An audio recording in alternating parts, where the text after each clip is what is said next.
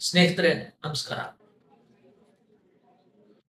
ಈ 28ನೇ ಶ್ಲೋಕದ ಉತ್ತರಾರ್ಧ ಅಂದ್ರೆ ಸೆಕೆಂಡ್ ಹಾಫ್ ಇಂದ ಹಿಡ್ಕೊಂಡು 31ನೇ ಶ್ಲೋಕದವರೆಗೂ DSM-5 TR ಅಥವಾ ICD-10 ಇದೆರಡರಲ್ಲೂ ಇಷ್ಟು ಕ್ಲಿಯರ್ ಆಗಿ ಹೇಳದೇ ಇರೋಷ್ಟು ಕ್ಲಿಯರ್ ಆಗಿ ಭಗವದ್ಗೀತೆಯಲ್ಲಿ ಆಂಗ್ಸೈಟಿ ಇದ್ದಂತಹ ವ್ಯಕ್ತಿ ಅಥವಾ ಆಂಗ್ಸೈಟಿಗೆ ಒಳಪಟ್ಟಿದ್ದಂತಹ ವ್ಯಕ್ತಿ ಹೇಗೆ ಬಿಹೇವ್ ಮಾಡ್ತಾನೆ, ಅವನ ಯೋಚನಾ ಲಹರಿ ಹೇಗಿರುತ್ತೆ, ಅವನ ಫಿಸಿಯೋಲಾಜಿಕಲ್ ಸಿಂಪ್ಟಮ್ಸ್ ಹೇಗಿರುತ್ತೆ ಅನ್ನೋದನ್ನ ಎಕ್ಸ್ಪ್ಲೇನ್ ಮಾಡಿದ್ದಾರೆ.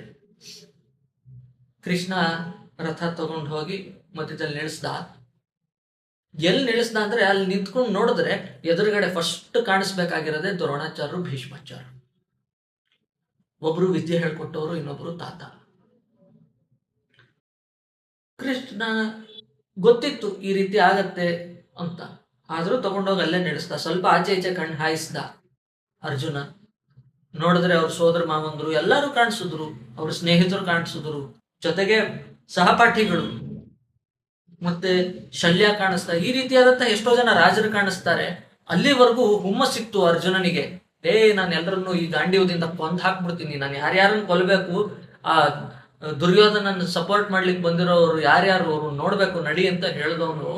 ಈಗ ಅರ್ಜುನ ತಾನು ಕೃಷ್ಣನ ಹತ್ರ ಹೇಳ್ಕೊತಾನೆ, ಕೃಷ್ಣ ನನ್ನ ಬಾಯಿ ಒಣಗ್ತಾ ಇದೆ, ನನಗೆ ಮಾತಾಡ್ಲಿಕ್ಕೆ ಬರ್ತಾ ಇಲ್ಲ, ನನಗೆ ಕನ್ಫ್ಯೂಸ್ ಆಗ್ತಾ ಇದೆ, ಮನಸ್ಸು ದುಗುಡ ಅನಿಸ್ತಾ ಇದೆ, ಮನಸ್ಸು ಭಾರ ಆಗ್ತಾ ಇದೆ, ಎದೆ ಬಡ್ತಾ ಜೋರಾಗ್ತಾ ಇದೆ, ಚರ್ಮ ಎಲ್ಲ ರೋಮಾಂಚನಕ್ಕೆ ಒಳಗಾಗ್ತಾ ಇದೆ, ತಣ್ಣಗಾಗ್ತಾ ಇದೆ ಇಡೀ ದೇಹ, ನನಗೆ ನಿಂತ್ಕೊಳ್ಲಿಕ್ಕೆ ಆಗ್ತಾ ಇಲ್ಲ, ಕುಸಿಲಿಕ್ಕಾಗಿದ್ದೀನಿ ನಾನು, ಎದೆ ಬಡ್ತಾ ಜೋರಾಯ್ತು, ಉಸಿರಾಡ್ಲಿಕ್ಕೆ ಕಷ್ಟ, ಏನ್ ಮಾಡ್ಲಿ ಗೊತ್ತಾಗ್ತಾ ಇಲ್ಲ ಕೃಷ್ಣ.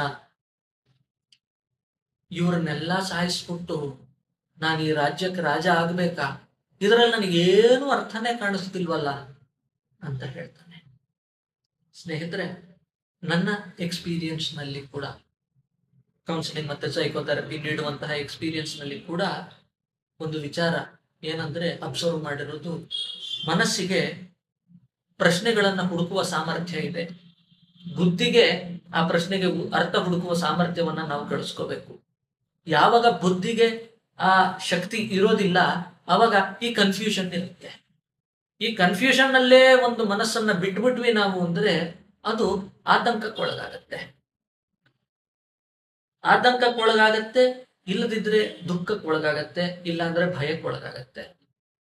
ಸ್ವಲ್ಪ ಫಿಲಾಸಫಿಕಲ್ ಆಗಿ ಮಾತಾಡೋದಾದ್ರೆ, ದುಃಖದ ಆಂಟಿಸಿಪೇಷನ್ ಮಾಡೋದೇ ಭಯ. ನಾಳೆ ಏನೋ ದುಃಖ ಆಗತ್ತೆ ಅಂದ್ರೆ ಇವತ್ತದು ಭಯವನ್ನ ಉಂಟು ಮಾಡೋದು, ಆತಂಕವನ್ನು ಉಂಟು ಮಾಡೋದು. ನಾಳೆ ನನಗೆ ಆತಂಕ ಆಗಬಹುದೇನೋ, ಏನೋ ಒಂದು ಯೋಚನೆಯನ್ನು ಮಾಡಿಕೊಂಡು ದುಃಖವನ್ನ ಬರೆಸ್ಕೊಳ್ಳೋದು. ಈ ರೀತಿಯಾದಂತಹ ಮನಸ್ಥಿತಿಗೆ ಜನ ಇವತ್ತಿನ ದಿನ ತಲುಪ್ತಾ ಇದ್ದಾರೆ. ಯಾಕಂದ್ರೆ ಅವರ ವ್ಯಾಪ್ತಿ ಬಹಳ ಕಡಿಮೆ, ಯೋಚನೆ ಮಾಡುವ ರೀತಿಯ ವ್ಯಾಪ್ತಿ ಬಹಳ ಕಡಿಮೆ. ಅವರ ಕಂಫರ್ಟ್ ಝೋನ್ ಅಲ್ಲಿ ಅವರ ಕನ್ಫ್ಯೂಷನ್ ಗೆ ಆನ್ಸರ್ ಸಿಕ್ತು, ಚಲೋ ಓಕೆ. ಇಲ್ಲ ಅಂದ್ರೆ ಈ ಚಾಟ್ GPT ಕೇಳೋದು, ಇಲ್ಲಾಂದ್ರೆ ಗೂಗಲ್ ಮಾಡೋದು, ವಿಕಿಪೀಡಿಯಾ ನೋಡೋದು, ಇನ್ಸ್ಟಾಗ್ರಾಮ್ ನಲ್ಲಿ ಹುಡುಕೋದು, ಯೂಟ್ಯೂಬ್ ನಲ್ಲಿ ಹುಡುಕೋದು, ಈ ರೀತಿಯಾಗಿ ಮಾಡಿ ಮಾಡಿ ಮಾಡಿ ಅವರ ವ್ಯಾಪ್ತಿ ಆ ಫೋನ್ ಅಥವಾ ಲ್ಯಾಪ್ಟಾಪ್ ಸೈಜ್, ಸ್ಕ್ರೀನ್ ಸೈಜ್ ಎಷ್ಟಿದೆ ಅಲ್ಲಿಗೆ ಸೀಮಿತವಾಗ್ಬಿಡುತ್ತೆ ಹೊರತು ರಿಯಲ್ ಇಂಟೆಲಿಜೆನ್ಸ್ ಅನ್ನ ಅವರಲ್ಲಿ ಉಪಯೋಗಿಸ್ತಾ ಇಲ್ಲ. ಇಲ್ಲಿ ಕೃಷ್ಣ ಅರ್ಜುನರ ನಡುವಿನ ಸಂವಾದ ಹೇಗಿತ್ತು ಅನ್ನೋದನ್ನ ನಾವು ನೋಡುವಾಗ ಅದರ ವ್ಯಾಪ್ತಿ ಬಹಳ ದೊಡ್ಡದಿದೆ.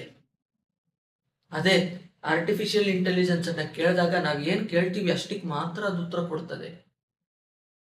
ನಾವ್ ಹೇಗೆ ಇನ್ಸ್ಟ್ರಕ್ಷನ್ಸ್ ಕೊಡ್ತೀವಿ ಅದರ ಪ್ರಕಾರ ಮಾತ್ರ. ಇಲ್ಲಿ ಎಕ್ಸ್ಪರ್ಟ್ ಒಪಿನಿಯನ್ ಬಹಳ ಇಂಪಾರ್ಟೆಂಟ್.